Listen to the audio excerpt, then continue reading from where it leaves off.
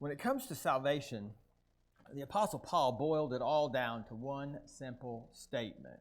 He said, if we look at Ephesians 2:8, he told us there, he said, "For by grace you have been saved through faith, and that not of yourselves. It is the gift of God." So there are two important things stated in that verse. It's going to take the grace of God, and it's going to take the faith of man for salvation. The grace of God is the easy part, because we can't do anything to earn the grace of God. That is divine favor. When Paul was talking to the Ephesian elders in Acts 20 and 32, he said, "So now, brethren, I commend you to God and to the word of his grace, which is able to build you up and give you an inheritance among those who are sanctified." So God's grace can build us up, and it can give us an inheritance among the sanctified. That's heaven, folks, in case you don't know that. That's heaven. God can give us heaven, but what is our responsibility in this?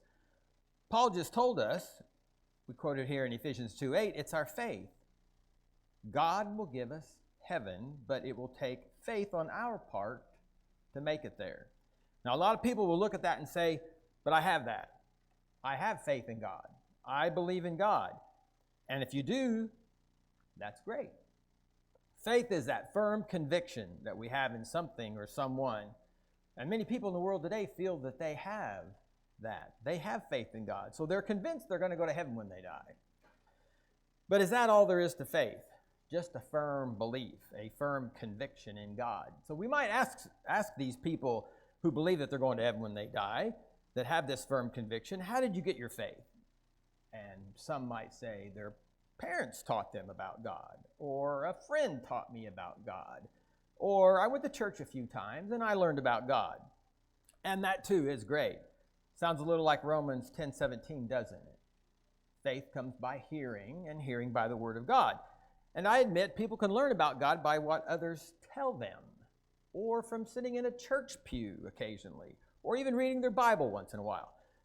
But is that all there is to faith? And is that all there is to God? You know, I've been going to church my whole life, and I wouldn't pretend to think that I know everything that there is to know about God. And as far as my faith is concerned, yes, I believe in God. I have a firm conviction. But is there more? Does God require more of me than just a firm belief in him? So let's turn over to the book of James.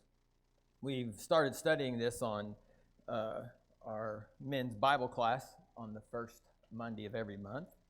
And if you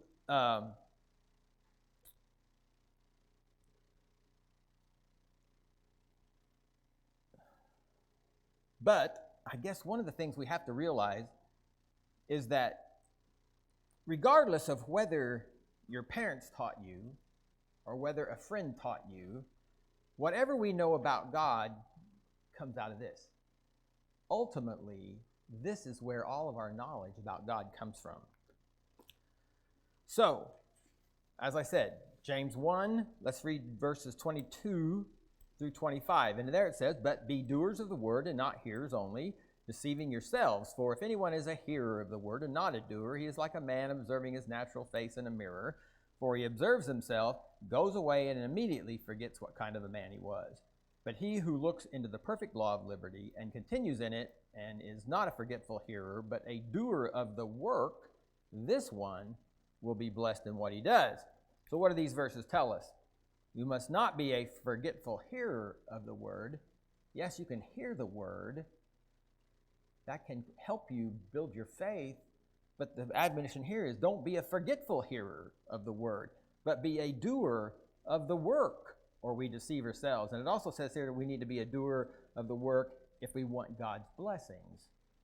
Well, the greatest blessing that God gave was grace through his son, Jesus Christ, and salvation that's offered there. James goes on to say in chapter 2 of James, in verse 17 and 18, he said there, "Thus also faith by itself, if it does not have works, is dead. But someone will say, you have faith and I have works. Show me your faith without your works, and I will show you my faith by my works." So we're told here that faith without works is dead, a dead faith. The text here says that God expects us to work. And what work is that? I thought all we needed was faith. Well, no. Faith requires us to do God's work, to do God's will. 1 John 2:17 says, "And the world is passing away in the lust of it, but he who does the will of God abides forever." If we want that forever home with God, we must do his will. And part of God's will is doing those works that James and other writers tell us about in the New Testament. And how do we learn what those works are? By reading, by hearing, just as we've already mentioned. We just quoted that from Romans 10:17, and what did it say? We learn by hearing. But faith and works go hand in hand. So let's go back where we started. Paul said we're saved by grace through faith. Grace is God's part, faith is man's part. That's your and my part. And if you don't understand all that faith requires, we can help you figure that out. We'll be glad to do that.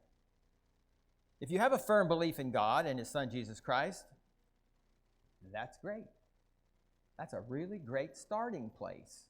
That's where we all need to start, with a faith, a firm belief in God and his Son, Jesus Christ. And you can make a commitment today to become a Christian. Or, if you haven't been living up to your potential as a Christian, maybe you need to rededicate your life to God and resolve to do better. So that's what we have. Grace and faith, which our faith is going to encompass the will of God, the work that we have to do. And we can help with that. One of our purposes here as brethren is to support each other. And if you need help, if you need somebody to work with you, to help study with you, let us know. Whatever you need, let it be known. While together we stand and sing the song that's been selected.